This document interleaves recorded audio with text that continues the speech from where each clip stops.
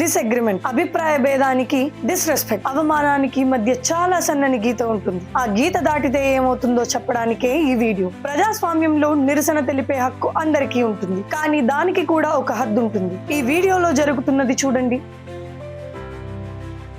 ఇది కేవలం అభిప్రాయ భేదం కాదు, ఇది స్పష్టమైన అవమానం. ఒక వ్యక్తి యొక్క ఆలోచనను వ్యతిరేకించడం వేరు, కానీ వాళ్ళ గౌరవాన్ని కించపరచడం వేరు. మీకు మోదీ గారి విధానాలు నచ్చకపోవచ్చు, మీరు ఆయనని విమర్శించవచ్చు, కానీ ఆయన ఈ దేశానికి ప్రధానమంత్రి అన్న విషయాన్ని మాత్రం ఎప్పటికీ గుర్తుంచుకోవాలి. ఆయన ఫోటోను కింద పడేసి దానిపై కాలు పెట్టి తొక్కడం అనేది నిరసన ఎలా అవుతుంది? ఇది ఖచ్చితంగా ఆ పదవిని, ఆ వ్యక్తిని అవమానించడమే. మన రాజ్యాంగం మనకు ఫ్రీడమ్ ఆఫ్ స్పీచ్ అంటే మన అభిప్రాయాలను స్వేచ్ఛగా వ్యక్తపరిచే హక్కును ఇచ్చింది, అంతేగాని ఎదుటి వారిని అవమానించే స్వేచ్ఛను మనకు ఇవ్వలేదు. నిరసన పేరుతో ఇలా దేశ ప్రధానిని అవమానించడం కరెక్టేనా? భావ ప్రకటన స్వేచ్ఛకు ఎదుటి వారిని కించపరచడానికి ఉన్న తేడాను మనం గుర్తించాల్సిన సమయం ఇది. ఈ సున్నితమైన విషయంపై మీ అభిప్రాయం ఏంటో కింద కామెంట్స్ లో తప్పకుండా చెప్పండి. ఈ మాటలతో మీరు ఏకీభవిస్తే ఈ వీడియోని అందరికీ షేర్ చేయండి. జై హింద్.